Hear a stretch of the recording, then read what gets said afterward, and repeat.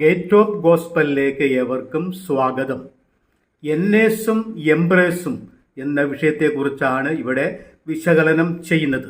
തീമോത്തിയോസിന് എഴുതിയ 2-ാം ലേഖനം 3-ാം അധ്യായം 1 മുതൽ 8 വരെയുള്ള വാക്യങ്ങൾ ഇവിടെ വായിക്കുന്നു. അന്ത്യകാലത്ത് ദുർഘട സമയങ്ങൾ വരുമെന്നറിയുക. മനുഷ്യർ സ്വസ്നേഹികളും ദ്രവ്യാഗ്രഹികളും വമ്പ് പറയുന്നവരും അഹങ്കാരികളും ദൂഷകന്മാരും അമ്മയപ്പന്മാരെ അനുസരിക്കാത്തവരും നന്ദികെട്ടവരും അശുദ്ധരും വാത്സല്യമില്ലാത്തവരും ഇണങ്ങാത്തവരും ഏഷണിക്കാരും അജിതേന്ദ്രിയന്മാരും ഉഗ്രന്മാരും സൽഗുണദോഷികളും ദ്രോഹികളും ധാർഷ്ട്യക്കാരും നെകളികളുമായി ദൈവപ്രിയമില്ലാതെ ഭോഗപ്രിയരായി ഭക്തിയുടെ വേഷം ധരിച്ച് അതിന് ശക്തി ത്യജിക്കുന്നവരുമായിരിക്കും. അങ്ങനെയുള്ളവരെ വിട്ടൊഴിയുക. വീടുകളിൽ നൂണുകടക്കുകയും പാവങ്ങളെ ചുമന്നുകൊണ്ട് നാനാ മോഹങ്ങൾക്കും അധീനരായി എപ്പോഴും പഠിച്ചിട്ടും ഒരിക്കലും സത്യത്തിൻ്റെ പരിജ്ഞാനം പ്രാപിപ്പാൻ കഴിയാത്ത പെണ്ണുങ്ങളെ സ്വാധീനമാക്കുകയും ചെയ്യുന്നവർ ഈ കൂട്ടത്തിലുള്ളവർ ആകുന്നു. എന്നേസും എംബ്രേസും മോശയോട് എതിർത്ത് നിന്നതുപോലെ തന്നെ ഇവരും സത്യത്തോട് മറുത്തു നിൽക്കുന്നു.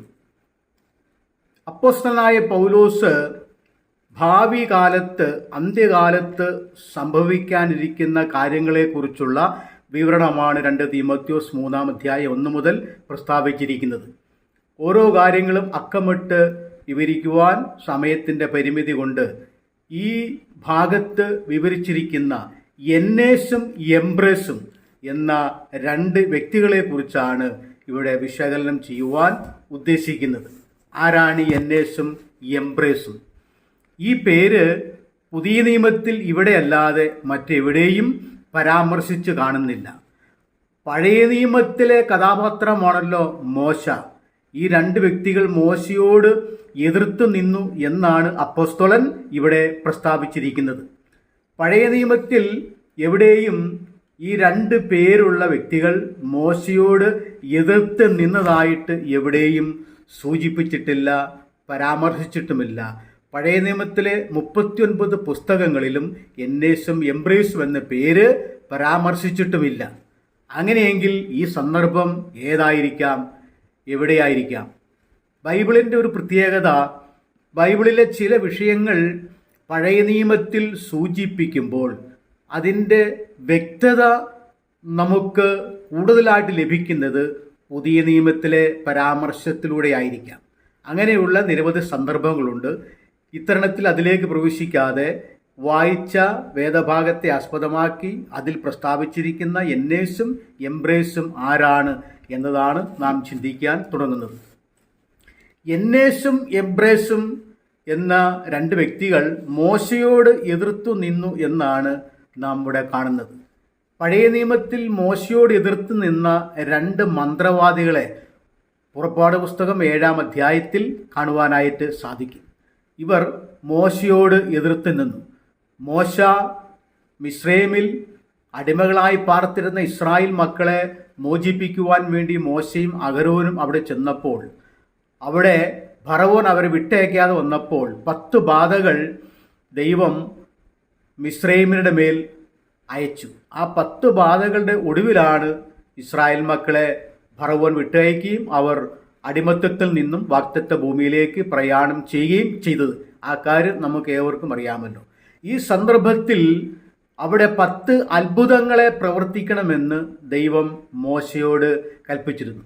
ആ അത്ഭുതങ്ങൾ പ്രകടിപ്പിച്ചപ്പോൾ ആ അത്ഭുതങ്ങളെ അവിടെ ഓരോന്നായിട്ട് ഫറവോന്റെ ജനത്തിൻ്റെ മേൽ അത്ഭുതങ്ങൾ വന്നപ്പോൾ, അത് അടയാളങ്ങളായും ബാധയായും വന്നപ്പോൾ അതിനെ ചെറുക്കുന്നതിന് വേണ്ടി, അതിനെ പ്രതിരോധിക്കുവാൻ വേണ്ടി ഫറവോ 2 മന്ത്രവാദികളെ കൊണ്ടുവന്നിരുന്നു. അവരെ മിസ്രൈമ്യ മന്ത്രവാദികൾ എന്നാണ് പുറപ്പാട് പുസ്തകം 7-ാം അധ്യായത്തിൽ പറഞ്ഞിരിക്കുന്നത്. അങ്ങനെ മോശ ചെയ്യുന്ന ഓരോ അത്ഭുതങ്ങളും അതേപോലെ തന്നെ ഈ മന്ത്രവാദികളും ചെയ്തു എന്ന് പുറപ്പാട് പുസ്തകം 7-ാം അധ്യായത്തിൽ പരാമർശിക്കുന്നുണ്ട്. അങ്ങനെ ഓരോ അത്ഭുതങ്ങൾ ചെയ്യുമ്പോഴും ഈ മന്ത്രവാദികളും അതുപോലെ തന്നെ ചെയ്യുന്നുണ്ട്. എന്നാൽ നിലത്തെ പൊടിയെല്ലാം പേനായിത്തീരുന്ന ഒരു അത്ഭുതം മോശ ചെയ്തപ്പോൾ മന്ത്രവാദികൾക്ക് അത് ചെയ്യുവാനായിട്ട് കഴിഞ്ഞില്ല. കാരണം അതുവരെയും ഭൂമിയിൽ പേൻ ഉണ്ടായിരുന്നില്ല. പേനിൻ്റെ ഉത്ഭവം മിസ്രൈമിൽ നിന്നാണ്. പൊടിയിൽ നിന്നും പുതിയതായ ഒന്ന് ഉത്ഭവിച്ചു വന്ന ഒരു സൃഷ്ടി പുനഃസൃഷ്ടിക്കപ്പെടുകയല്ല, മറിച്ച് അവിടെ പുതിയതായിട്ടൊന്ന് സൃഷ്ടിക്കപ്പെടുകയാണ് ചെയ്തത്. അത് ചെയ്യുവാൻ മന്ത്രവാദികൾക്ക് കഴിഞ്ഞില്ല. ആ സന്ദർഭത്തിൽ അവർ പറഞ്ഞത്, ഇത് ദൈവത്തിൻ്റെ വിരലാണ്, ഞങ്ങൾക്കിത് ചെയ്യുവാൻ കഴിയുകയില്ല. അതുവരെ നിലവിലുണ്ടായിരുന്ന കാര്യങ്ങളെ അങ്ങനെയാണെന്ന് വരുത്തി തീർക്കുക മാത്രമായിരുന്നു മാജിക്കിലൂടെ അവർ ചെയ്തിരുന്നത്.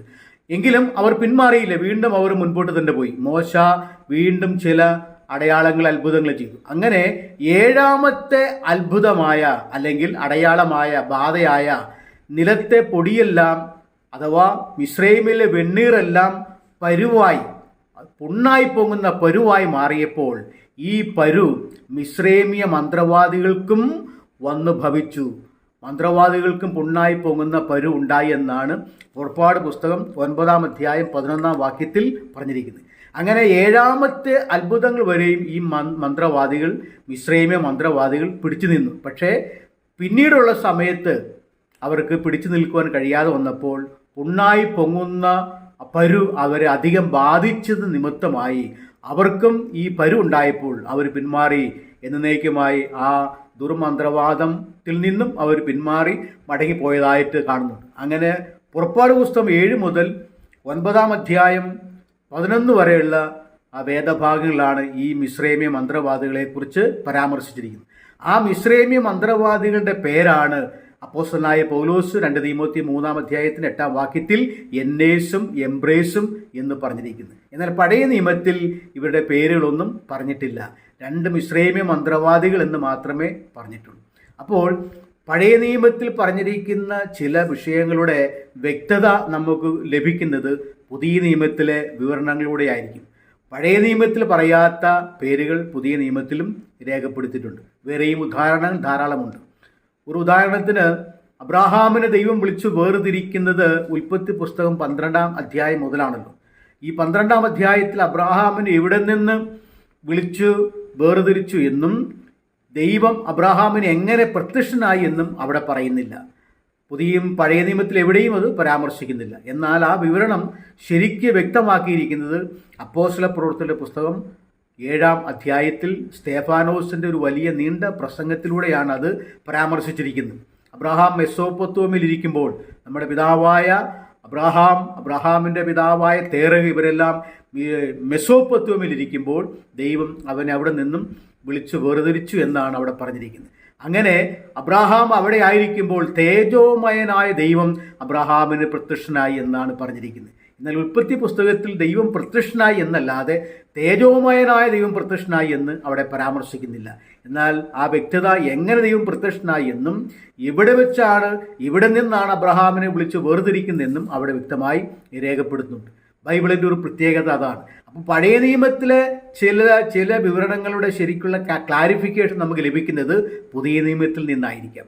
അപ്പോൾ എന്നേസും എംബ്രേസും ആരായിരുന്നു എന്ന് വ്യക്തമായല്ലോ. അപ്പോൾ പഴയ നിയമകാലത്തെ ദുർമന്ത്രവാദികൾ വീണ്ടെടുക്കപ്പെട്ട ദൈവത്തിൻ്റെ ജനമായ ഇസ്രായേലിയർക്ക് വലിയ ദോഷം. അവർ മിസ്രൈമിൽ നിന്നും പോകാതെ എന്നേക്കുമായി അടിമത്തത്തിൽ കിടക്കുന്നതിന് വേണ്ടി ആ മിസ്രൈമ മന്ത്രവാദികൾ അവിടെ പുറപ്പാടിനെ വാഗ്ദത്ത നാട്ടിലേക്കുള്ള അവരുടെ പ്രയാണത്തെ തടസ്സപ്പെടുത്തിയ 2 ദുർമന്ത്രവാദികളായിരുന്നു എന്നേസും എംബ്രേസും. അപ്പോൾ അതുപോലെ തന്നെ പുതിയ നിയമകാലത്തും ദൈവമക്കൾക്ക് എതിരാളികളായി ദൈവമക്കളുടെ വിശ്വാസ പ്രയാണത്തിന് തടസ്സം സൃഷ്ടിക്കുന്ന ശത്രുക്കൾ പുതിയ നിമിത്തകാലത്തും ഉണ്ടാകും എന്നാണ് പൗലോസ് മുന്നറിയിപ്പ് നൽകിയിരിക്കുന്നത്. പേരിലും രൂപത്തിലും ഭാവത്തിലും വ്യത്യാസമുണ്ടാകാം, എന്നാൽ അവിടെ പ്രവർത്തനങ്ങളെല്ലാം ഒന്ന് തന്നെയായിരിക്കും. അതുകൊണ്ട് ഇത് അന്ത്യകാലത്ത് ഈ ദുർഘട സമയങ്ങളിൽ ഇപ്രകാരം മോശയോട് എതിർത്ത് നിന്നതുപോലെ ദൈവജനത്തോട് എതിർത്ത് നിൽക്കുന്ന എതിരാളികൾ ഉപദേശ വിഷയങ്ങളിൽ, ദുരുപദേശങ്ങളിൽ, അതുപോലെ തന്നെ മറ്റ് ആത്മീക പ്രവർത്തനങ്ങളെ തടസ്സപ്പെടുത്തുന്ന ഒരു വിശ്വാസത്തിൽ നിന്നും പിന്മാറ്റുന്ന നിലയിലുള്ള പ്രവർത്തനങ്ങൾ അന്ത്യകാലത്ത് ധാരാളമായി ഉണ്ടാകും എന്ന മുന്നറിയിപ്പാണ് പൗലോസ് നൽകിയിരിക്കുന്നത്. ആയതിനാൽ ആ മുന്നറിയിപ്പുകളെ മനസ്സിലാക്കി അവയെ നാം ചെറുത്ത് മുൻപോട്ട് പോകുവാൻ ദൈവത്തിൻ്റെ വലിയ ശക്തിയും ദൈവത്തിൻ്റെ കൃപാകടാക്ഷവും പ്രാപിക്കേണ്ടതിനായി നമുക്കൊരുങ്ങാം. ദൈവം നിങ്ങളേവരെയും സഹായിക്കുമാറാകട്ടെ. ആമേൻ.